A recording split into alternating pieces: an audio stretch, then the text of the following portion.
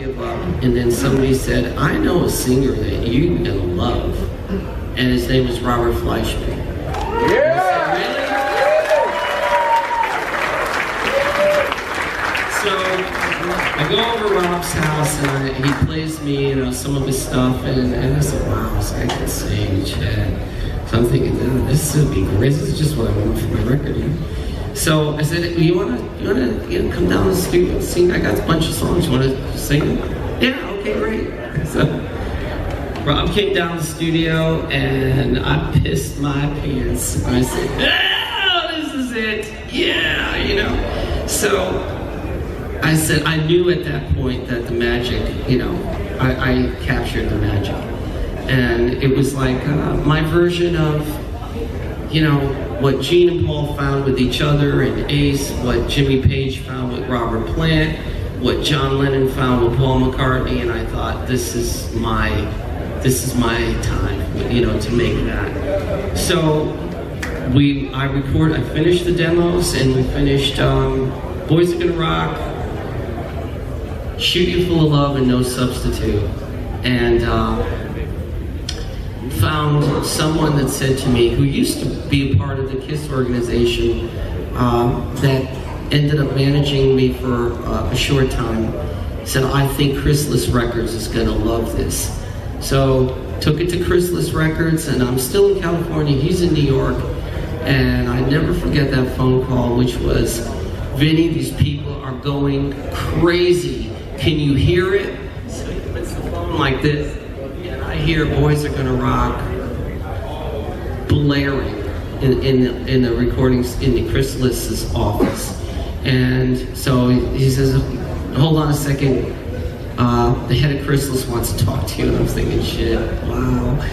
But this is after a year of taking it to different record companies and going, I think you got something, Vinny, keep working on it. So KISSmas signed it, and I guess you guys know the rest. Where do you find that strength? Yeah.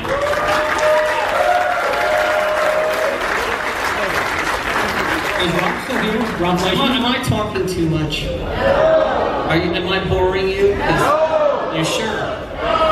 Because if I'm losing you, you gotta tell me, shut up. You sure? Okay. Thank you for coming. Thank you so much for being here. Thanks, everybody. I'm just curious. There's a dream to be in KISS. Then you're out. It was your dream to be in KISS. It was my dream to be in KISS. It still is. And then you're out of KISS. You think that's a good idea? Yeah. Would you go to a KISS show with Vinnie Vincent?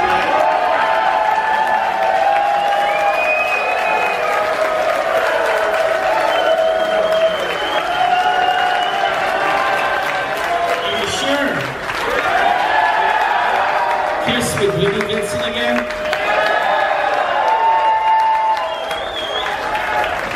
Never argue with the audience, right? Exactly. Wait, where do you find the strength? So you go from this band that you love to be in, you're out of the band. How do you find sort of that will and that strength to all of a sudden do your own thing? I've been dead many times, more times than I want to ever remember.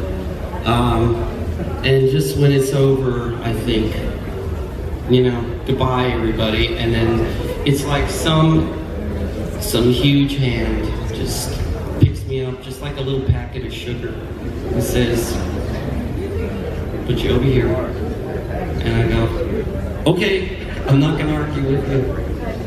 And I just, God has always been in my life, and always, since I was a little kid. And just when it was always over for me, whatever power, that was, saved me way too many times. That it's a book that's coming, but times I don't want to remember, but that power was always there to save me. You're getting choked up. Is there a moment in particular or two you can think of that you want to share? Yeah. it's a real, I don't know if I can go there, but if you want me to, I will. Whatever you're comfortable with. I might not make it through the story though. I'll tell you if you want to hear it.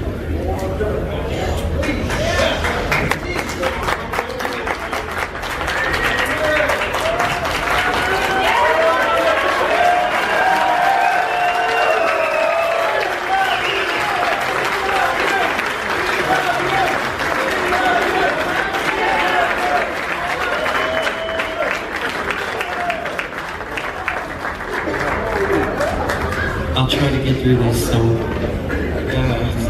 it's not going to be easy, but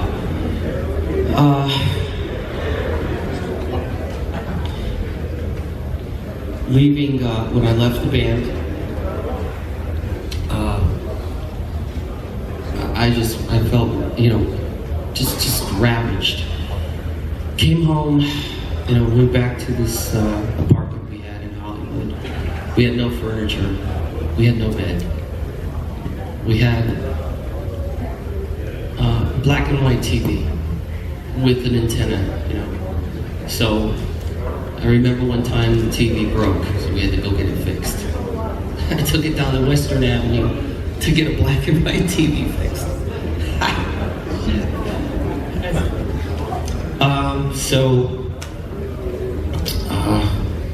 Somebody said to me once, you should take some of this, it'll make you feel really good, And I said, I don't do that stuff, come on, I know you're hurting.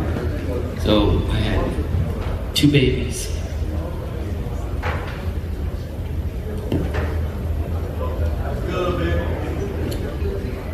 We had no money for food. I just came out of the band, and I know there was, 2 great records we left behind. And I'm thinking, what was all this for, So eventually, I took somebody up on their offer, and it lasted about 2 months, I remember, and it kept me in my mind from, sinking so far down to saying, where is there left to go, after all this. One day,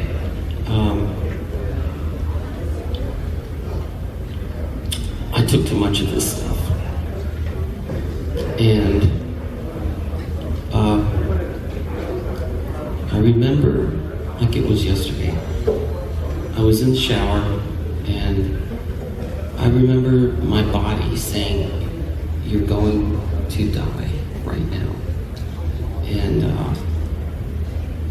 I was probably a hair away from a heart attack. And I remember I said to Anne-Marie, I said, I'm gonna die. And she said, what happened? And I said, this is what happened. And she says, you want me to call the paramedics? I said, no. So I said, all I want you to do is just sit with me by this window. And I remember it was like 2 in the afternoon, and it was really serene, it was a really quiet neighborhood, it was really serene. And I was looking out the window. And she said, I said, all I want you to do is tell me I'm gonna live and everything's gonna be all right. And she sat with me for 18 hours, and she didn't go to sleep. And she said, you're gonna be all right, everything's gonna be all right, you're gonna live, don't worry. And all I remember is looking out this window, and we had a really pretty courtyard. That was the one thing I do remember. And I was a God kid all my life, ever since I was a kid. I mean, it was natural for me, and I grew up Roman Catholic, I still am, good or bad. But I got attached to Jesus ever since I was a young kid. So all I can remember saying was, please Jesus, don't let me die. And I didn't stop saying it, because I said, if I hold on to that, maybe I'll come through this. So I kept saying, Jesus, don't let me die. I've got 2 little children, I need to see them grow up. It's so quiet. And I'm looking at this thing, and it gave these words that said, not a voice, I didn't hear any talking, this transference of everything is going to be all right. You're going to make it through this. And I made it through the night. And then within 45 seconds, I don't think it was longer than that, it just disappeared. And whatever it was one of those moments that, you know, I'm still here to talk to you about it. So,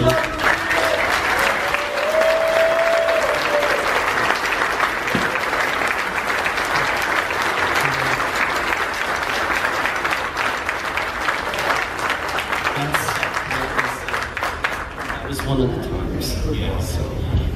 So we went on to brighter times then with the Vinnie Vincent invasion. Well, from there it took a long time to heal from that. Yeah. It took me about 10 years to actually, for my system, my body to actually heal from that. But for about a week, I could barely walk. I didn't see a doctor because I made it through, and I just said, this is good enough for me. Although I probably should have, but I didn't, and I got stronger and stronger, and you know, eventually. But it took about 10 years to get through that. Wow. And this was in June of 1984. God, I'll never forget. June 18th of 1984. I will never forget this for as long as I live. And then I said, okay, now what do I do now? And that's when I began these demos. It was June of '84. And they were ready about 9 months later, and that's when it all started to piece together. And then Chrysalis Records came, and so how these things happen to me, I don't know. I really don't know, but they do. I got the weirdest life of anybody I've ever known. I have an assistant that I love with all my heart. She's been with me for so long, and she knows the real stuff that happened. She cares for me, and she loves me. She's always there to, you know. We always have this conversation. She says, I've never known anybody that's got a life as strange as yours, but I always wanted to be a normal kid. You know, I was a normal kid. I figured I'd grow up to have a normal life like everybody, and it never turned out that way. So, can we get a couple of things that I think a lot of fans want to know? For example, the 20-year lawsuit with Gina and Paul. 20-year lawsuit. It could have all been avoided. It was senseless, because there were millions of dollars in royalties, and I tried for 4 fucking years, from 91 to 97, to say, can't we just work something out? You know, I mean, this wasn't something I wanted to do. This was like the last thing I wanted to do, you know? But it was, right is right, and I'm willing to, you know, just show me some, you know, just some humanity, you know, just a little compassion, you know, and maybe just help me out, settle with me, you know, just something that to make all of this just have been worth it for me, you know. And they said no, and they hurt me deeply fucking deep. And there was nowhere to go but to file this lawsuit. It's all right, you know. It's just part of life, and there's nothing to feel bad for. It's part of my story, you know. And there's just nothing you can do about it. So it's all right. That's all right. You don't have to feel bad. there's nothing to feel bad about. You know, I'm leaving you guys with a lot of music, and you know, who knows what's coming? That's the best part, right? Do you have interest in putting out some new music? The one thing that has saved me through 20 years, I'll tell you what, my friends that I love dearly crucified me. So I was crucified. I died and I was buried in that courthouse on Hill Street in Los Angeles by one judge that wanted to make sure he had a headstone that said, "Here lies Vinnie Vincent.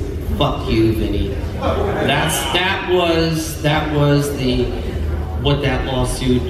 You know, that was the final ruling on my lawsuit. But I rose again, so I'm here. And the miracle that I survived that lawsuit was probably as miraculous as surviving what happened to me in 1984.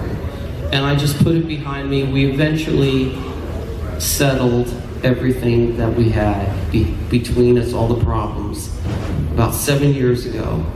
But I was in hell for 20 years, and it was my hell. Nobody knew it. And I saw the world going by. I saw what everybody was saying about me. I saw what everybody in the band was saying about me, and I said, what a shame, you know? What a shame. There was no reason for it. I mean, we could have had, in my opinion, such a fucking great band. You know? And, you know, we still can because that magic never ends. I still love them. I mean, it's never gonna go away. So when you respect, and I do dearly respect Gene and Paul with all my heart, I love them, and I always will. They gave me this. With the good came the bad, but the magic that we have together never dies. Because when I didn't see them from 84 to 91, 91 was our first meeting again after Vinnie Vincent Invasion. And Gene said, we're recording a new record. I think I saw Gene in person. And give us a call, let's work together. I said, I'd love to see you. And then Revenge happened, and those songs. And it was,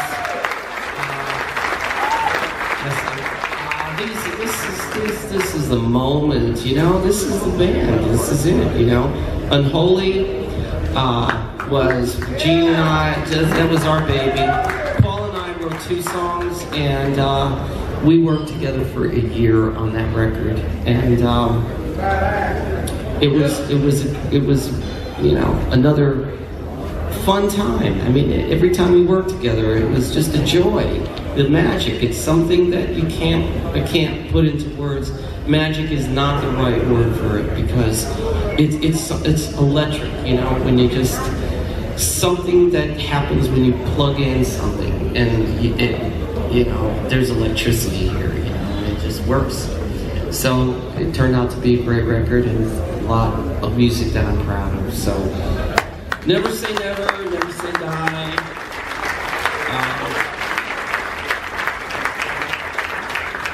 I want to ask you, leading up to this, the biggest thing that I heard from fans was they said, we just want to know that Vinnie's okay. I'm okay now. I wasn't okay for a long time, you know.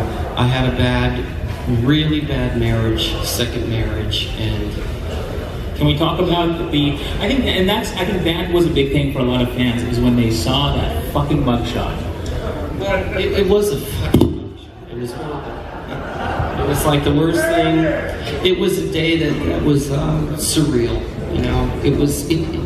Even to this day, it was like, that didn't really happen, did it? But it was so surreal, and it was the culmination of 15, 17 years of 2 people that should not have been together. But if I could, I think I could end it there, but I don't think it explains enough It's certainly not something that I would be happy with if I left you right now, not explaining and not telling you from my eyes, from my side of that story of what happened. I wouldn't be happy if I didn't let you hear it from me, because you deserve to hear it. I won't mention any names because I think it's not right, but the person I was married to began the marriage as a beautiful, really beautiful girl, really normal, apple pie, type of, beauty, and but a really, really nice person, and somebody I wanted in my life, It's not like you marry somebody that is, you hate. You marry somebody that you're attracted to, and she began to take a medication, and she took it too long, and it began to transform. In my opinion, she began to transform. And then she began to drink, and it was every day, and it was more and more and more and more and more. And we lived in this really secluded place. There was no money coming in. She worked, and this lawsuit was consuming me, and everything was just, crumbling. It was just like watching the sinkhole just suck everything down.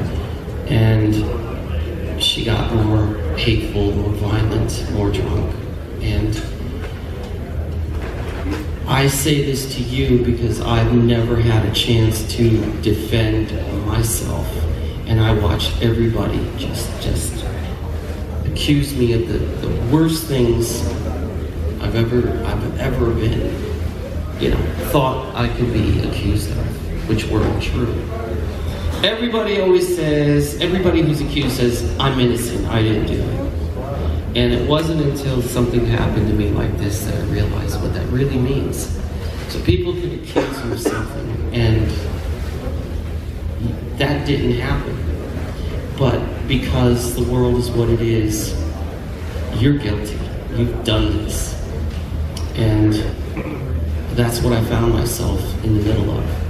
So, over the years, the situation got so violent that this person bought a gun. And with the drinking that was happening, the medication that was transforming this poor soul, I watched her. I tried so hard to help her, to take her out of this world, and I got her off the medication, but it was too late. And the drinking just got worse and worse and worse and worse and worse and worse, and the violence got worse. Until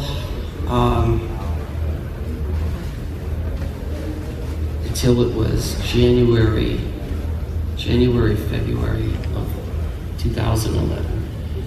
And I had asked her to leave the house. We had 2 houses on this one big piece of land, and I said, you have to leave here, or I'll leave something, but can't live under the same roof here, because one day you're going to turn around and use your gun on me and kill me.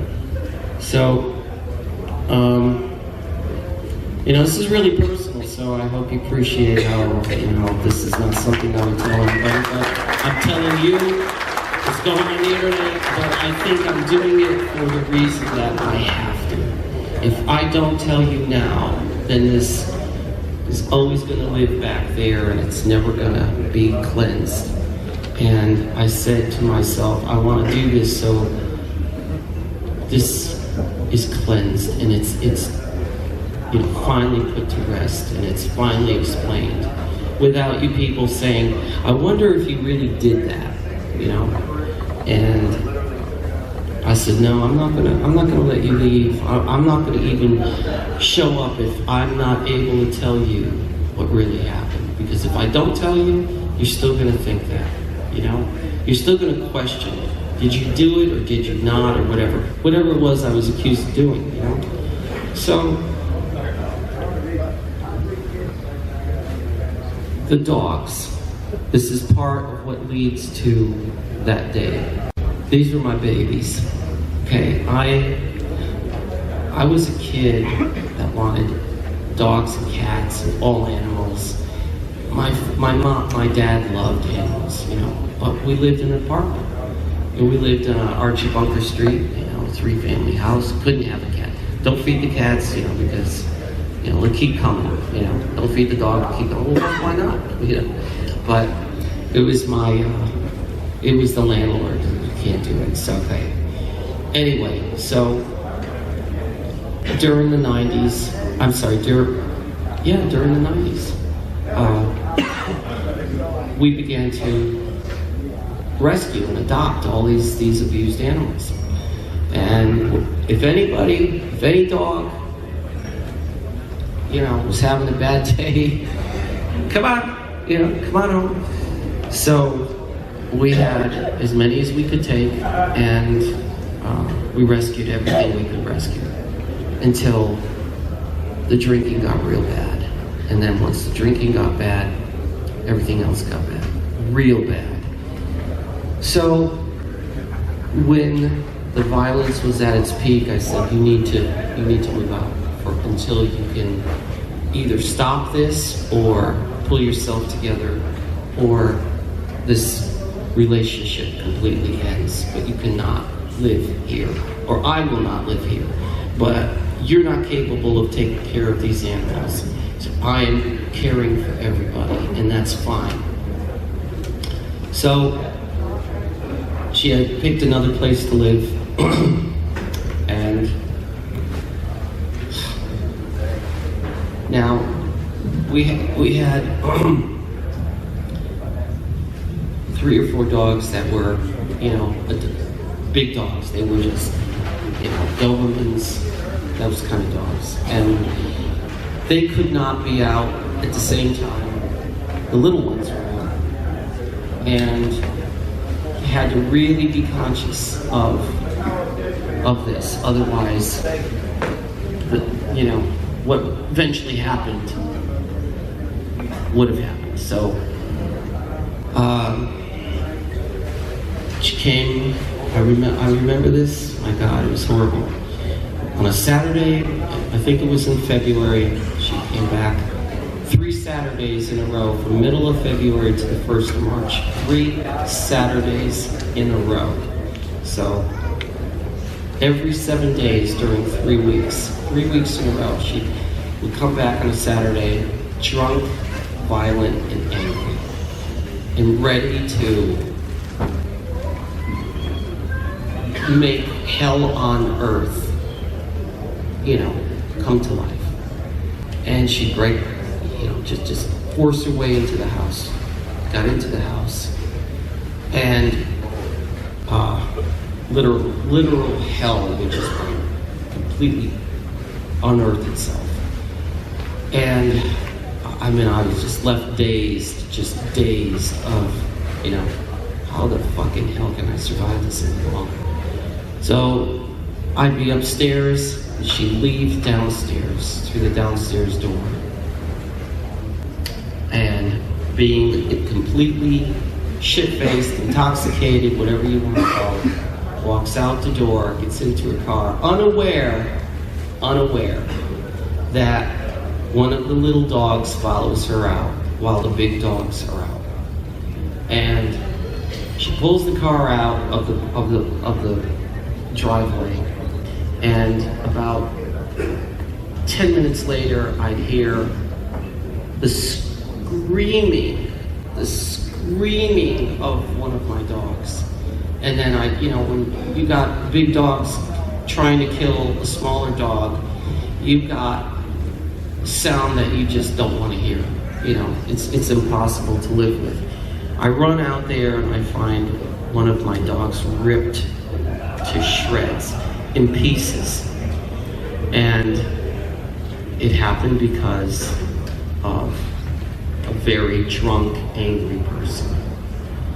So I reach her on her cell phone. I said, you left this door open and caused the death of this little soul. She kept on her way. I had to take this poor dog and wrap it in towels and just bring it in. And it was just, the horror of it was just too impossible to explain in words. So the relationship was getting worse and worse. It was like now on maximum overload.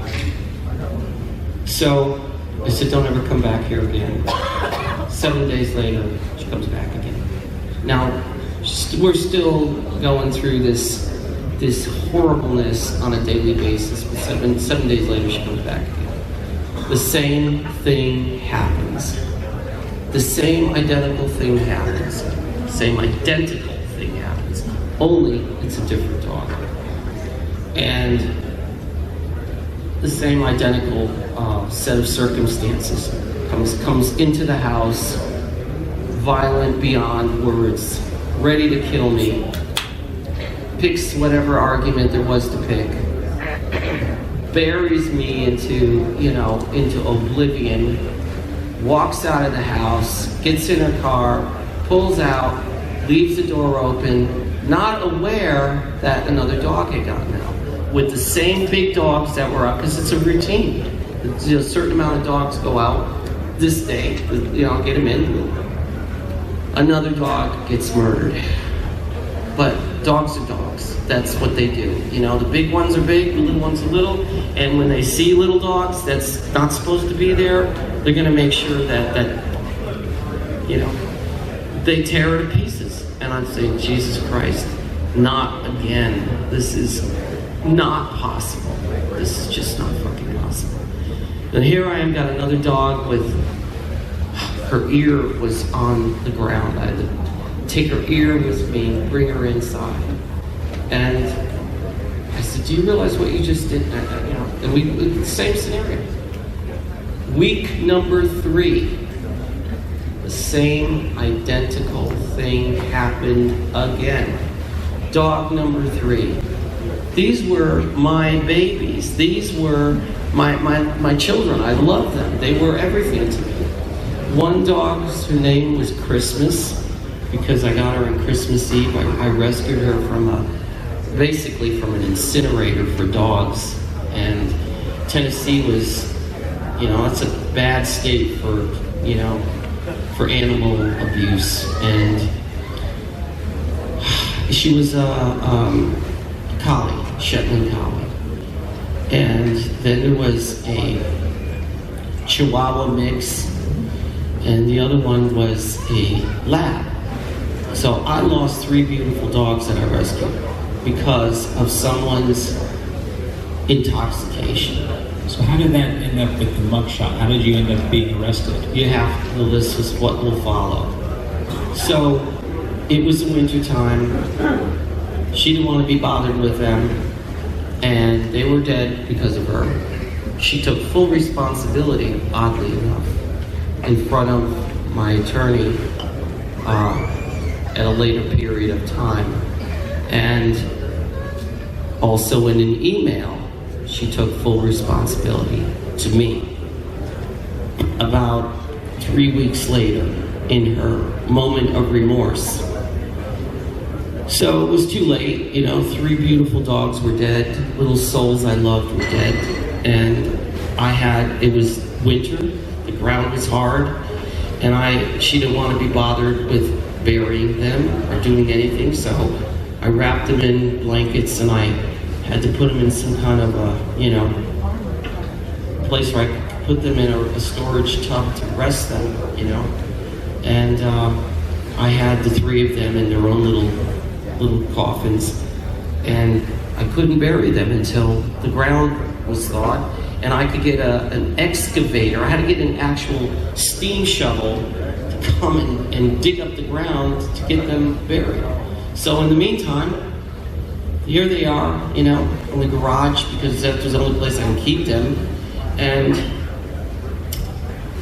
it was May 21st, the day my world changed forever. She came back it was violence on times 1,000. And the day began with violence. Drinking, and accusing me of things that I didn't do. And drinking more, and saying, I have a gun and I'm gonna kill you. And she was attacking me a lot with her fists. And I remember having to hold her by the hair to stop her from people have force when they're gonna, do whatever they want to do. Whatever happened, I went upstairs and to get away from her, she followed me upstairs, and I used to film her all the time on my camera because I said, if I die, if she shoots me, nobody's gonna know what this life inside this prison was like. So I filmed her all the time, and she was very happy to perform for this camera. So I've got nothing but video of this insanity that was taking place in this house. And so I knew that day that this is the daytime. I said my life is about to change today, and I don't know how the fuck it's gonna happen. But today's the day. And she was talking into the camera and said, you pulled my hair and dragged me, but never mentioned anything. There was no blood on her, no nothing. It was just like looking at everybody here. As clean as we all are here, with no blood on us, that's what the camera showed. And what's that? So the camera showed nothing. And I had to film this because I needed some documentation. So this is about 2, 3 in the afternoon, and I'm leaving. So I'm filming her walking down the stairs, out the door. She never came back. So it was like looking at anybody else here, looking at you, see you later, I'm out of here, Of course it wasn't like that, but it was violent, And she walked out the door, and about midnight, she never came back. It was about midnight. And I remember trying to sleep. It was really a horrible day. And all of a sudden I hear something outside the window, and there was like a flashlight, and there was somebody saying, you need to come out of your house. I'm saying, you need to come out of your house. Mr. Cassetta, you need to come out of your house, something like that. And I'm, what? What? And I could not believe what was happening. And I looked out the window, and I see I don't know, there could have been 5 or 6 cop cars out there. There had to be at least 14, 15 police officers there with rifles and guns drawn. I'm saying, what in God's name? What happened? What's going on? So I walked downstairs, and they frisked me, and I remember asking one of the cops, I said, are you gonna kill me? I was really serious. They said, shut up, no talking. And just get in the car. They handcuffed me, frisked me, and I said, what did I do? Shut up, no talking. So I'm sitting in the back of the car, and I'm handcuffed, and I had no idea why. So got to the police station, and of course they processed me. It was like 3 in the morning, and I'm going, what am I doing here? And they told me.